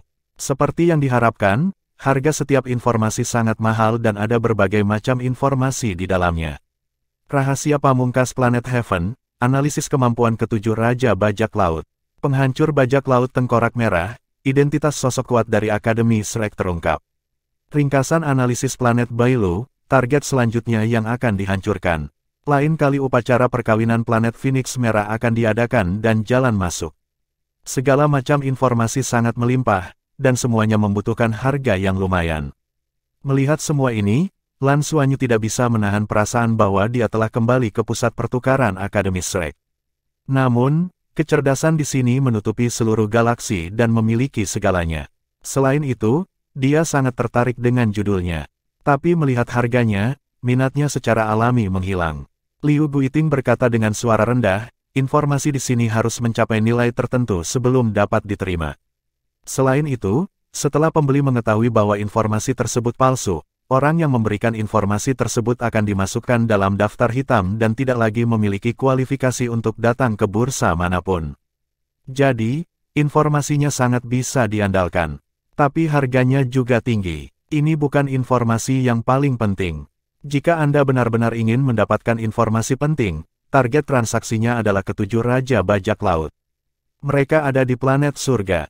Lan Xuanyu mengangguk, dia telah mendapatkan pemahaman yang lebih dalam tentang dunia bajak laut. Dia terus melihat judul di sana-sini dan kemudian di bagian lain dari bursa. Senjata dan perlengkapan juga sangat menarik baginya. Ada berbagai jenis senjata dan peralatan. Di antaranya, yang paling umum adalah senjata yang bisa digunakan di kapal perang, serta berbagai bahan habis pakai. Juga, ada area khusus untuk transaksi logam langka. Sebagai mata uang keras di luar angkasa, logam langka tidak pernah ketinggalan zaman. Semua jenis senjata jiwa, mecha, pejuang luar angkasa, dan kapal perang memiliki tawaran yang jelas. Peningkatan tidak ada di sisi ini, dan Liu Guiting telah memberitahunya bahwa itu ada di area lain. Mereka bisa mengerjakan berbagai perangkat jiwa sesuai kebutuhan, termasuk modifikasi kapal perang. Setelah melihat-lihat, Lan Xuanyu dan yang lainnya masih tertarik pada beberapa hal, terutama dalam hal logam langka. Pusat pertukaran memiliki beragam logam langka, dan ada banyak logam langka yang tidak dapat dilihat di pusat pertukaran Shrek Academy di Outer Court. Setelah mengamati, Lan Xuanyu mengambil keputusan. Setelah menjual kapal perang itu, dia akan mencoba yang terbaik untuk menukar logam langka yang dibutuhkan untuk membuat armor pertempuran dua kata mereka di masa depan. Jika dia bisa mengumpulkan semua sumber daya yang dibutuhkan melalui transaksi di sini, itu akan menjadi keuntungan besar. Jumlah logam yang dibutuhkan untuk battle armor tidak pasti karena bergantung pada tingkat keberhasilan saat menempa logam. Oleh karena itu, semakin banyak semakin baik. Proses pemurnian logam langka tidak hanya akan memakan banyak logam, tetapi juga akan melumpuhkan logam jika penempaan gagal. Lan Xuanyu juga melihat senjata dan bahkan secara khusus mencari misil antimateri. Tidak ada rudal antimateri. Kekuatan mengerikan dari misil antimateri telah memungkinkan mereka memusnahkan bajak laut api ungu dengan begitu mudah. Lan Xuanyu sangat mencintai benda ini. Dia rela membeli satu bahkan untuk 100 emblem ungu. Keuntungan mereka kali ini pasti jauh lebih dari 100 lambang ungu. Mengamati dan membiasakan diri dengan seluruh pusat pertukaran adalah apa yang akan mereka lakukan selanjutnya. Dengan membiasakan diri dengan perkenalan Liu Guiting, Lan Xuanyu dan yang lainnya secara bertahap memahami situasi di sini. Pusat perdagangan ketiga ini sebenarnya adalah tempat berkumpulnya para perompak di tengah alam semesta. Dengan 7 Raja Bajak Laut sebagai pemimpinnya, itu adalah tempat perdagangan yang adil bagi para bajak laut. Fungsi tempat ini terutama untuk berdagang, dan tidak menyediakan sarana hiburan apapun. Lagi pula, sangat merepotkan untuk memperluas dan membangun fasilitas hiburan di tempat seperti ini. Semua sumber daya harus diangkut dari dunia luar, dan biayanya akan mahal. Hanya personel penghubung yang dikirim oleh berbagai kru perompak yang bisa tinggal di sini. Mereka biasanya adalah personel intelijen yang dikirim oleh kru perompak dan orang-orang yang bertanggung jawab atas perdagangan. Selain berdagang, terkadang ada lelang yang diadakan di sini, terutama untuk menangani barang-barang aneh dan langka. Selama pelelangan, bahkan mungkin ada raja bajak laut yang berpartisipasi. Untuk memastikan bahwa pusat pertukaran ketiga dapat menarik bajak laut, raja bajak laut bersama-sama menjamin bahwa semua transaksi dan lelang akan aman. Ini sangat penting bagi kebanyakan perompak. Untuk memastikan tempat ini tidak diambil alih, para perompak secara khusus membuka terowongan ke inti planet. Ada sesuatu yang terkubur di sana, dan memiliki kemampuan untuk meledakkan planet ini. Selain itu, mereka telah memberitahu Federasi Douluo tentang berita tersebut. Beginilah cara semua pertukaran bajak laut ditangani. Artinya sangat sederhana. Anda dapat menyerang jika Anda mau. Lagi pula itu adalah planet yang tandus dan tidak berarti. Jika Anda menyerang, kami akan menghancurkan semuanya tanpa pandang bulu. Tidak ada yang bisa berpikir untuk mendapatkan sesuatu. Tentu saja, Federasi juga dapat memilih untuk menyerang dari luar angkasa, tetapi tidak ada yang dapat memprediksi jangkauan ledakan planet karena tidak ada yang tahu apa yang terjadi di dalam kerak bumi. Tidak perlu mengambil risiko, dan juga tidak perlu terlibat dalam perang skala penuh dengan perompak luar angkasa sebelum menghancurkan planet surga. Dengan demikian, pusat perdagangan ini bisa eksis dengan cara yang lebih damai. Bagi banyak perompak, itu masih sangat berarti. Senjata dan makanan adalah yang dibutuhkan perompak luar angkasa. Jika mereka benar-benar membutuhkan hiburan dan istirahat, mereka akan pergi ke planet surga, yang merupakan surga sejati bagi para perompak. Tentu saja, mereka hanya bisa kembali ke sana dengan keuntungan yang cukup. Untuk menghindari terekspos, Lan Xuanyu dan timnya berkumpul bersama setelah mendapatkan pemahaman singkat tentang situasinya dan menunggu penilaian kapal perang. Benar saja, notifikasi datang 3 jam kemudian. Kartu logam di tangan Lan Xuanyu menyala. Liu Guiting menunjukkan bahwa ini berarti penilaian telah selesai. Mereka kembali ke konter dan robot memproyeksikan layar di depan mereka. Hasil penilaian, kapal perang serbu kelas Meteor, rusak, tidak ada amunisi. Nilai, 300 ton logam dasar langka. Hasil penilaian, 3 kapal perang pengintai kelas sisa, rusak dan tanpa amunisi. Nilai, 170 ton logam dasar langka. Meskipun Lan Xuanyu sudah mengharapkan harga ini, itu masih menyebabkan ekspresinya berubah. Itu adalah 4 kapal perang. Hanya total lebih dari 400 ton logam langka dasar yang cukup. Apa yang disebut logam langka dasar mengacu pada jenis logam langka paling umum yang dapat digunakan sebagai sumber energi kapal perang. Di antara logam langka, nilainya paling rendah. Jika logam langka dengan level ini diukur dalam lambang Shrek, 1 tonnya hampir tidak setara dengan lambang ungu. Bab 708 tidak menjual budak. Meski 400 lambang ungu dianggap cukup banyak, itu masih sangat rendah dibandingkan dengan 4 kapal perang. Berapa nilai amunisi kapal perang 33 Skywings? Menurut perkiraan Lan Xuanyu, nilainya setidaknya 3.000 lambang ungu. Meskipun kapal perang kru bajak laut api ungu tidak bisa dibandingkan dengan kapal perang 33 sayap langit, itu masih merupakan kapal perang kelas Meteor. Mereka benar-benar memberinya begitu sedikit. Bukankah ini terlalu sedikit? Lan mungkin mau tak mau bertanya. Qian Lei, yang berada di sebelahnya, mengatakan hal yang sama pada saat bersamaan. Lan mungkin memutar matanya ke arahnya. Mengapa kamu menyalin saya? Qian Lei membuka mulutnya tetapi tidak mengatakan apa-apa. Dia tidak tahu kenapa, tapi semakin kuat dia, semakin dia takut pada Lan mungkin. Lan Xuanyu menatap Liu Guiting, yang tersenyum pahit. Beginilah cara kerja pertukaran. Mereka mengandalkan ini untuk mendapatkan uang, dan inilah perbedaan harganya. Sederhana dan nyaman untuk melakukan transaksi di sini, tetapi jelas tidak sepadan. Tapi sebagian besar waktu, perompak akan memilih untuk melakukan transaksi di pusat untuk menghindari masalah. Setelah mendengar kata-katanya, Lan Xuanyu mengerti sedikit. Meskipun Liu Guiting tidak mengatakannya secara eksplisit, maksudnya jelas. Ini hanyalah tempat untuk menjual barang curian. Bagi bajak laut, itu adalah tempat untuk menjual barang curian. Mengapa ada tempat untuk menjual barang curian di antara para perompak? Itu karena mereka seperti mereka, merampok-perampok. Banyak tim bajak laut memiliki latar belakang mereka sendiri. Mungkinkah mereka akan pergi ke planet Heaven untuk menjual jarahan mereka setelah menjarah, terutama kapal perang? Jika mereka menjadi sasaran, latar belakang, pihak lain, jangan bicara tentang apakah mereka bisa menanganinya atau tidak, berapa banyak masalah yang akan terjadi. Karenanya, pertukaran semacam ini sederhana dan nyaman, dan mereka tidak akan melihat ke sumbernya. Itu adalah cara paling sederhana untuk menyingkirkan barang curian, jadi harga yang diberikan secara alami akan sangat rendah.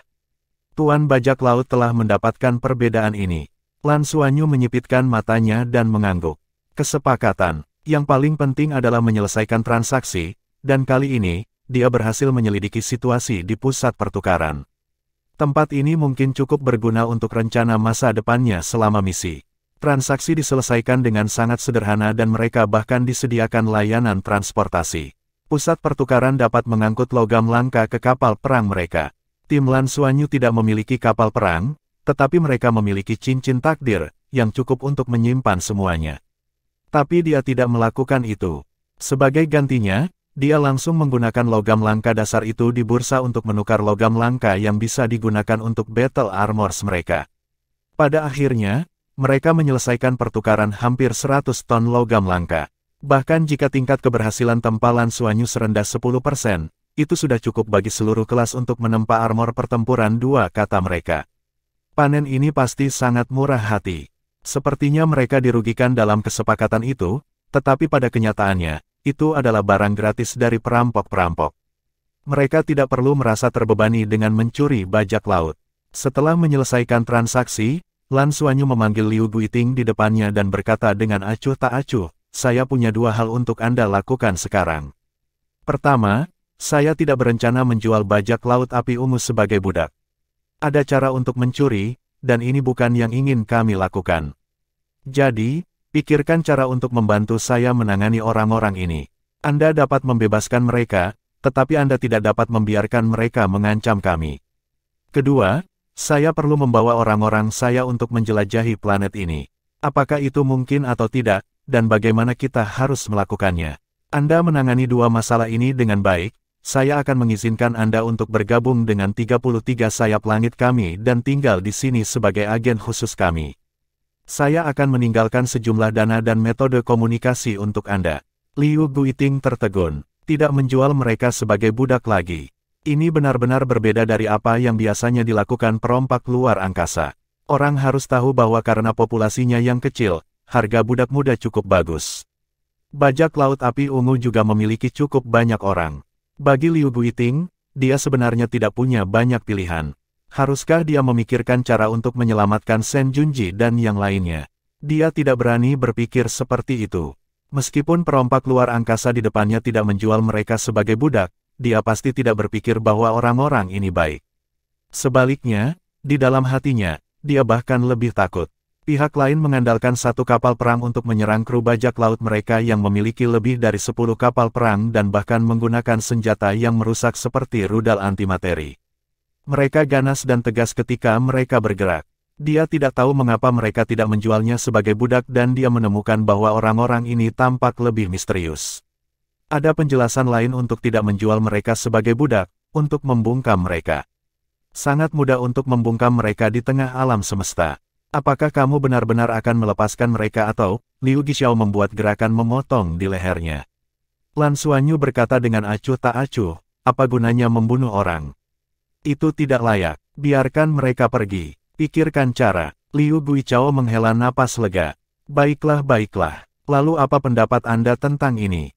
Atas nama bajak laut api ungu, saya akan mengeluarkan permintaan bantuan di sini dan meminta bantuan langsung dari planet surga, meminta mereka untuk menjemput orang-orang dari bajak laut api ungu. Kita bisa memindahkan mereka ke sini sebentar lagi dan aku akan menemukan tempat untuk mengunci budak mereka. Beri saya otorisasi dan beritahu mereka bahwa saya adalah orang yang bertanggung jawab untuk mengawasi mereka. Setelah transaksi selesai, kalian bisa pergi. Saya akan tinggal dan menunggu orang-orang dari planet surga datang dan menjemput mereka. Ketika saatnya tiba, saya akan membiarkan mereka pergi. Lan Xuanyu memikirkannya sejenak dan berkata, tentu. Dia tidak terlalu memikirkan apakah Liu Guiting akan melarikan diri dengan bajak laut api ungu atau tidak. Lagi pula, setelah masalah ini selesai, Liu Guiting ini tidak akan berguna lagi. Dia hanya harus membantu mereka menangani para tawanan. Alasan mengapa dia tidak menjual mereka sebagai budak adalah karena hal itu melewati garis bawahnya. Mencuri bajak laut bisa dikatakan menegakkan keadilan atas nama surga, tetapi jika dia menjual mereka sebagai budak, lalu apa perbedaan antara mereka dan bajak laut luar angkasa yang sebenarnya? Dia tidak ingin menanggung noda seperti itu pada dirinya dan teman-teman sekelasnya. Bukan karena dia merasa tinggi dan perkasa, tapi dia hanya ingin mengikuti kata hatinya. Dia berpikir begitu dan melakukannya. Tidak ada orang di sekitarnya yang mengajukan keberatan. Setelah mendengar bahwa Lan Xuanyu tidak lagi berencana untuk menjual budak, mata mereka menjadi lebih jernih. Adapun eksplorasi planet, itu tidak sulit karena tidak ada batasan yang diberlakukan. Hanya saja begitu mereka meninggalkan pusat pertukaran, keamanan mereka tidak lagi terjamin. Lan Xuanyu meminta Bing Tianliang dan timnya untuk tetap tinggal dan mengawasi Liu Guiting. Kemudian, dia memberitahu Ding Zuohan bahwa mereka dapat menurunkan 2 kapal perompak yang penuh dengan orang. Dia memarkirnya di area dok di luar Third Exchange Center tetapi tidak terburu-buru melakukan transaksi. Untuk menghindari masalah yang tidak perlu, mereka harus menyelesaikan misi terlebih dahulu dan kemudian melanjutkan dengan transaksi 2 pesawat luar angkasa bajak laut lengkap terakhir. Penilaian dilakukan terlebih dahulu untuk menghemat waktu. Lan Xuanyu, sebaliknya, membawa 6 anggota timnya keluar dari pusat pertukaran untuk menjalankan misi Skyfighter. Lingkungan planet ini tidak terlalu buruk. Meskipun tidak cocok untuk bertahan hidup, tidak ada fenomena alam yang sangat buruk. Dia melepaskan kekuatan spiritualnya dan diam-diam merasakan perubahan di sekelilingnya. Menurut informasi dan pemahaman Liu Guiting tentang tempat ini, tidak ada makhluk hidup di planet ini. Risiko bahayanya sangat rendah, kecuali jika mereka bertemu dengan perompak lain yang juga sedang menyelidiki. Untuk memastikan keselamatan mereka, mereka tidak meninggalkan pusat pertukaran tetapi menemukan tempat di dekatnya untuk berhenti. Lan Xuanyu mengisyaratkan Tang Yuge untuk memulai. Tang Yuge mengangguk dan melepaskan avatar jiwa bela dirinya. Pada saat berikutnya, dia berubah menjadi kilin batang surgawi. Cahaya 10 warna menyala dan menghilang ke tanah. Dia telah menggunakan Earth Escape teknik dan menghilang. Tidak ada yang lebih cocok untuk mencari biji logam langka selain dirinya. Yang lain hanya harus melindunginya. Bab 709 Panah Peri. Sambil menunggu hasilnya, Lan Xuanyu menenangkan diri dan merangkum keuntungan dan kerugian dari operasi ini. Saat ini, semuanya tampak berjalan lancar. Bagi mereka, risiko terbesar yang mungkin muncul selanjutnya adalah balas dendam dari faksi di belakang bajak laut api ungu. Tapi mereka sudah menghitung jarak penerbangan sebelumnya. Butuh waktu bagi kapal perang bajak laut yang melarikan diri untuk menuju ke planet Sin, dan akan membutuhkan lebih banyak waktu untuk mengirim kapal perang untuk memusnahkan mereka. Perjalanan pulang pergi ini sudah cukup bagi mereka untuk mencapai banyak hal. Dan yang terpenting, bajak laut api ungu yang melarikan diri tidak mengetahui pergerakan mereka saat ini. Semua pesawat ruang angkasa bajak laut yang mereka tangkap terputus dari semua komunikasi dan tidak dapat menghubungi dunia luar. Mereka juga menggunakan kapal perang 33 Skywings untuk memblokir semua sinyal dan mencegah kemungkinan terlacak. Oleh karena itu, kemungkinan mereka dicegat sangat kecil. Saat ini, itu tergantung pada apakah mereka berhasil menyelesaikan misi. Jika semuanya berjalan lancar, itu akan menjadi keuntungan besar. Logam langka di tangan mereka sudah cukup untuk membuat armor pertempuran 2 kata untuk semua orang. Mereka menjual uang yang didapat dari 2 kapal perang tersebut dan menukarnya dengan emblem untuk dibagikan kepada semua orang. Itu mungkin cukup bagi mereka untuk membayarnya untuk armor pertempuran 1 kata mereka. Mereka memiliki logam yang dibutuhkan untuk menempa armor pertempuran 2 kata, tetapi untuk biaya penempaan, mereka dapat membicarakannya nanti. Bagaimanapun, Lan Xuanyu merasa bahwa dia cukup kaya sekarang. Dia masih sangat tertarik dengan rudal antimateri dan bersiap untuk kembali dan bertanya pada Sekte Tang apakah mereka bisa menjualnya kepada mereka. Dengan benda ini, mereka akan dapat membuat kapal perang penyerang kelas meteor mereka hampir tak terkalahkan melawan mereka yang memiliki peringkat yang sama. Saat Lan Xuanyu tenggelam dalam pikirannya, dia tiba-tiba mendengar suara Yuanen Hui Hui melalui perangkat komunikasi jiwanya. Kakak Xuanyu, ada apa? Hui Hui. Lan Xuanyu kembali sadar. Suara Yuanen Hui Hui sedikit serius. Kurasa aku sudah menebak sedikit tentang para pengkhianat itu. Sebelumnya di bursa, tidak nyaman bagi Lan Xuanyu untuk bertanya padanya. Sekarang setelah mereka berada di luar, semua orang terhubung melalui perangkat komunikasi jiwa dan helm, jadi tentu saja tidak ada risiko disadap. Lan Xuanyu bertanya, apa yang kamu maksud dengan Dark Elf? Nada suara Yuanen Hui dipenuhi amarah. Planet kita awalnya sangat kuat. Sejujurnya, jika planet kita berada pada puncaknya, tidak akan mudah bagi Federasi untuk mengambil alih kita. Tapi para elf terluka parah. Kamu akan mengerti saat aku mengatakan ini. Elven Dragon dari ras elf kami adalah teman terkuat kami. Ketika naga peri tumbuh, ia bahkan memiliki kekuatan dewa. Ada lebih dari 20 naga peri di masa lalu, tetapi pemberontakan kemudian menyebabkan sejumlah besar naga peri mati dan beberapa dibawa pergi. Hanya tersisa 7, dan 4 di antaranya masih tertidur. Ini menyebabkan kekuatan keseluruhan ras elf kita melemah. Yang mengkhianatimu adalah para Dark Elf. Lan Xuanyu bertanya, itu benar. Para Dark Elf ingin merebut Gua Elf dan mengendalikan semua naga elf, jadi mereka tiba-tiba melancarkan perang. Dark Elf awalnya adalah garis keturunan yang kuat dan hampir sekuat kita. Mereka tiba-tiba melancarkan perang dan menyebabkan kami menderita kerugian besar. Ayah nenekku, Raja Elf sebelumnya, meninggal di tangan Raja Elf Kegelapan. Meskipun kami menang pada akhirnya, para Dark Elf mengambil pesawat ruang angkasa elf yang telah menghabiskan waktu bertahun-tahun untuk penelitian dan pembuatan ras elf kami. Mereka juga menghancurkan semua informasi yang berkaitan dengan teknologi, mencegah kami pergi ke luar angkasa lagi, dan banyak orang kami tewas dalam pertempuran itu. Jika bukan karena Raja Elf kita mengorbankan nyawanya di saat-saat terakhir dan menempatkan panah elf di hati setiap Dark Elf, aku khawatir kita semua akan mati dan mereka akan menjadi pemenangnya. Apa itu panah peri? Lan Xuanyu bertanya dengan rasa ingin tahu. Yuanen Hui berkata, itu adalah mantra terlarang dari ras elf kita. Raja elf hanya akan menggunakannya sebagai upaya terakhir dan hanya Raja elf yang mengetahuinya. Dalam sejarah ras kami, itu juga satu-satunya saat seorang raja menggunakan Elven Arrow. Setelah menggunakannya, Elven Arrow akan muncul di hati semua elf, juga dikenal sebagai Elven Heart Questioning Arrow. Jika ada elf yang ingin menyakiti jenisnya sendiri, bahkan di antara Dark Elf, panah elf akan segera dipicu dan membunuh mereka. Awalnya, kami tidak bisa mengalahkan Dark Elf, tetapi dengan Elven Arrow, orang-orang kami mengorbankan diri mereka sendiri dan menyeret sejumlah besar Dark Elf bersama mereka, menyebabkan mereka tidak punya pilihan selain melarikan diri. Raja Peri Kegelapan generasi itu juga mati di bawah panah peri. Dengan Elven Arrow, mereka tidak berani kembali, tetapi ras kami mengalami cedera serius dan setelah lebih dari 100 tahun pemulihan, kami masih belum pulih. Setelah bertemu Federasi, kami tidak punya pilihan selain menandatangani kontrak dengan Federasi. Tidak ada keraguan bahwa ini adalah rahasia ras elf. Lan Xuanyu dapat merasakan betapa tragisnya pertempuran itu ketika dia mendengar ini dari Yuanen Hui.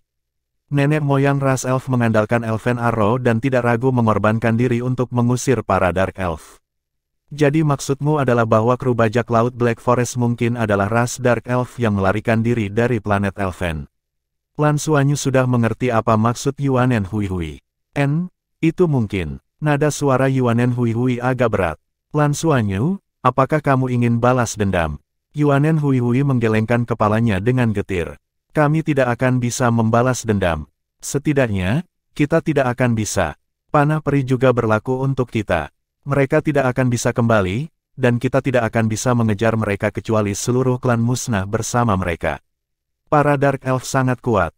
Kami telah menemukan jejak mereka kali ini, dan saya harus memberitahu nenek tentang hal ini ketika kami kembali, tetapi saya khawatir dia akan sedih. Kakak Xuanyu, apa yang harus saya lakukan? Lan Xuanyu berpikir sejenak dan berkata, meskipun sudah lama sekali, ini adalah masalah besar bagi seluruh klanmu dan kurasa kita tidak bisa menyembunyikannya. Juga, ras elf sekarang menjadi bagian dari Federasi Douluo, sehingga Anda dapat memberitahu Federasi tentang kebencian Anda dan melihat apa yang mereka katakan. Jika Federasi bersedia membalas dendam untuk Anda, dengan kekuatan 7 armada luar angkasa Federasi, memusnahkan kru bajak laut Black Forest seharusnya tidak menjadi masalah. Yuanen Hui mengangguk. Tepat pada saat ini, ada kilatan cahaya dan kilin batang langit muncul dari bebatuan di bawah, kembali ke wujud Tang Yuge. Lan Xuanyu mengangkat tangannya dan Blue Silver Grace berpola perak melilitnya, merangsang kekuatan unsur dalam garis keturunannya. Tang Yuge menggelengkan kepalanya padanya, jelas tidak menemukan apapun. Kalau begitu mari kita pergi ke tempat lain. Kenyataan membuktikan bahwa ini adalah planet yang sangat tandus. Setidaknya dalam bidang penglihatan Tang Yuge, mereka telah mengubah beberapa tempat tetapi tidak menemukan apapun. Tang Yuge saat ini bisa pergi hampir 200 meter di bawah tanah dan persepsinya lebih kuat di kerak bumi, memungkinkan dia untuk menyelidiki area yang luas. Mereka mengubah beberapa tempat secara berurutan dan menghabiskan waktu sekitar 4 jam untuk mengamati daerah tersebut. Bahkan ketika Tang Yuge kelelahan, mereka tetap tidak menemukan apapun. Xuanyu, apa yang harus kita lakukan? Haruskah kita menjelajahi lebih jauh? Tang Yuge bertanya. Setelah beberapa pemikiran, Lan Xuanyu menggelengkan kepalanya dan berkata, "Tidak, kami sudah mencari di banyak tempat tetapi kami masih belum menemukan apapun. Kami tidak memiliki cukup oksigen di helm kami untuk tempat yang lebih jauh dan itu akan memakan banyak waktu. Kemungkinan mendapatkan apapun masih sangat kecil. Mari kita kembali dan menyerah pada misi ini." Bab 710 Keuntungan. Menyerah. Semua orang memandang Lan Xuanyu. Lan Xuanyu menganggukkan kepalanya tanpa ragu dan berkata, "Kami tidak menghabiskan banyak waktu untuk misi ini dan telah mendapatkan beberapa manfaat dari aspek lain. Mengapa kita tidak bergegas kembali dan melakukan misi lain?" Qian Lei mengepalkan tinjunya. "Misi tempur lebih baik, setidaknya kita memiliki tujuan yang jelas. Lan Xuanyu, ayo kembali dan selesaikan transaksinya." Kemampuan Liu Guiting untuk menangani masalah lebih kuat dari yang dibayangkan Lan Xuanyu. Ketika mereka kembali ke pusat pertukaran, penilaian kedua kapal perang lengkap telah selesai. Setiap kapal perang bernilai 120 ton logam langka, dengan total 240 ton. Kali ini, Lan Xuanyu tidak menukar logam langka lagi karena mereka sudah cukup untuk saat ini. Tidak ada gunanya menukarnya di sini, jadi sebaiknya dia mengembalikan logam dasar karena ada cukup ruang di cincin takdir. Lan Xuanyu berdiri di depan Liu Guiting dan berkata dengan acuh tak acuh, "Liu Guiting, kamu melakukannya dengan baik. Aku akan menyerahkan bajak laut api ungu padamu. Saya akan meninggalkan Anda cara untuk menghubungi mereka. Anda dapat memilih untuk kembali dengan bajak laut api ungu atau Anda dapat memilih untuk bergabung dengan kami. Kami telah mencapai tujuan kami untuk operasi ini dan Anda telah memainkan peran Anda. Terserah Anda bagaimana Anda memilih selanjutnya." Liu Guichao mengertakkan gigi dan berkata, "Saya bersedia bergabung dengan 33 sayap langit, terimalah saya. Saya menggunakan tabungan saya untuk menukar ini, terimalah." Saat dia berbicara, dia mengeluarkan tabung logam kecil dari sakunya dan menyerahkannya kepada Lan Xuanyu. Lan Xuanyu memandangnya dengan ragu dan bertanya, "Apa ini?" Liu Guichao berkata, "Ini adalah Mind Needle Implant, dapat ditanamkan ke otak seseorang. Setelah ditanamkan ke otak, ada remote control yang terhubung ke satelit. Selama pengontrol menekan remote control dan berada di galaksi yang sama, Mind Needle akan meledak dan menyebabkan orang yang ditanamkan mati. Saya bersedia menanamkan ini pada diri saya sendiri dan membuktikan kesetiaan saya kepada Anda." Lan Xuanyu tidak menyangka Liu Guiting begitu tegas.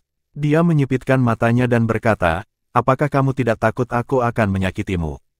Lagi pula, Anda memiliki pemahaman tentang kami sekarang."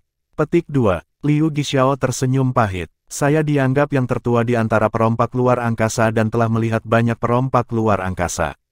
Saya memiliki beberapa kapasitas penilaian. Meskipun saya tidak tahu sejarah 33 bajak laut sayap langit, saya dapat merasakan bahwa aura di tubuh Anda berbeda dari aura kotor yang unik dari bajak laut luar angkasa biasa.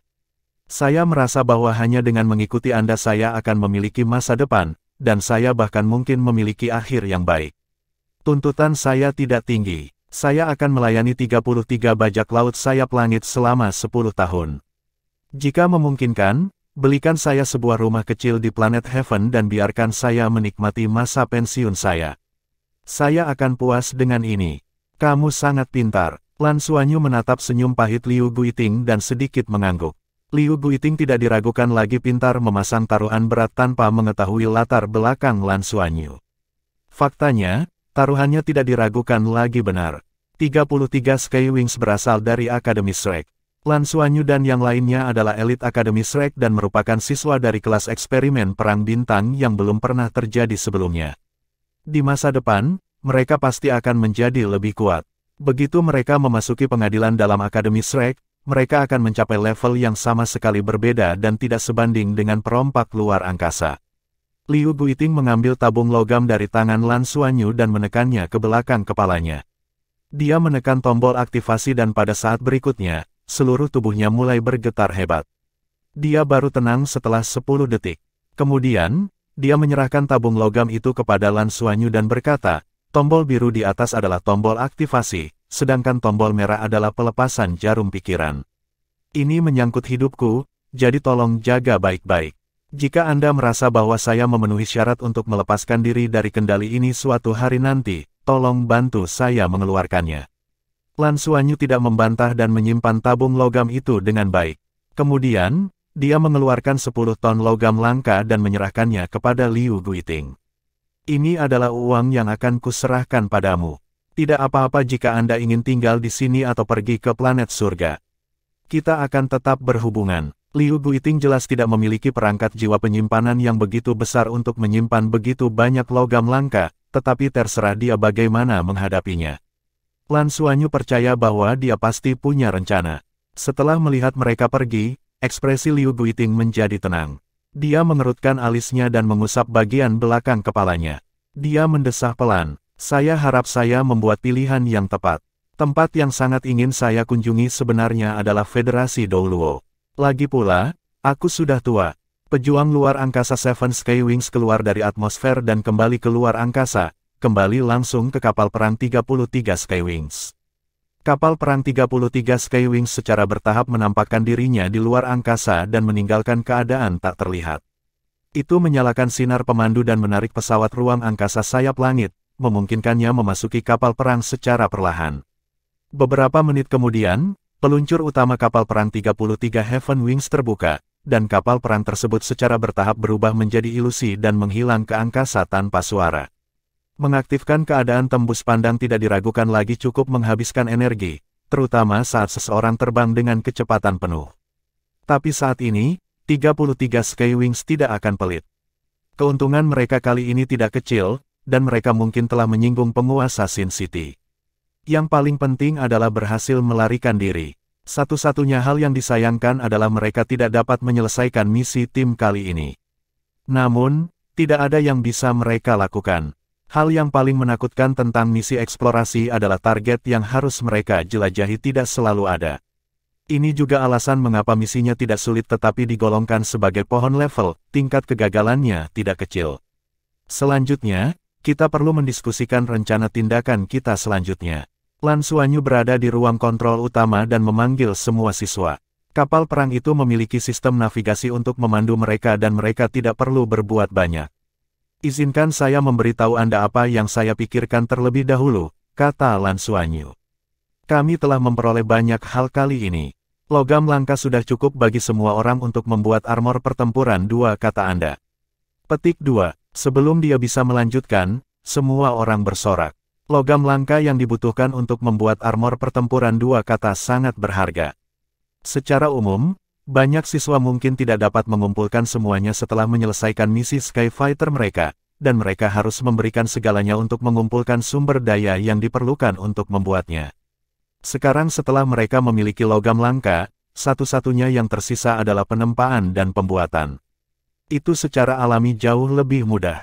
Lan Xuanyu melanjutkan, jangan terlalu senang dulu, kalian belum membayar kembali emblem yang kalian berutang padaku untuk membuat armor perang 1, kata kalian. Logam langka yang digunakan untuk membuat armor pertempuran 2, kata diperoleh dengan bekerja sama, tetapi kalian harus membayar untuk hasil kerjanya, bukan? Hahaha, saya pasti akan membayar, ketika saya bisa, saya akan melakukannya. Bing Tianliang tertawa terbahak-bahak. Faktanya, Lan Xuanyu tidak pernah meminta mereka untuk membayar hutang mereka. Lan Xuanyu berkata dengan nada tidak menyenangkan, kalau begitu ambil barisan belakang. Yang ingin saya diskusikan dengan semua orang adalah bahwa selain mendapatkan logam langka yang cukup untuk membuat armor pertempuran 2, kata, kami masih memiliki 230 ton logam langka dasar. Bagaimana kita akan menangani sumber daya ini? Kita harus meninggalkan 30 ton sebagai penyimpanan kekuatan kapal perang untuk saat ini. Kami memiliki beberapa pilihan untuk sisa 200 ton. Pertama, kita bisa menukarnya dengan emblem dan membagikan keuntungannya kepada semua orang. Tapi itu masih belum cukup untuk membayar biaya Skywings, tapi masih cukup banyak. Kedua, kita dapat membeli beberapa amunisi dari Sekte Tang dan terus menyerang armada bajak laut selama misi kita. 200 ton logam langka dasar mungkin terlihat banyak, tetapi sebenarnya tidak banyak jika digunakan sebagai sumber daya pertempuran. Tentu saja, kami masih memiliki amunisi dan logam langka yang kami sita dari kapal perang perompak itu. Kami dapat menukarnya dengan beberapa emblem saat kami kembali, tetapi saya belum menghitung jumlah pastinya. Saya akan berdiskusi dengan semua orang, terutama untuk menentukan arah operasi kami. Selain itu, karena gagalnya misi Skyfighter ini, kami tidak akan punya banyak waktu istirahat saat kami kembali.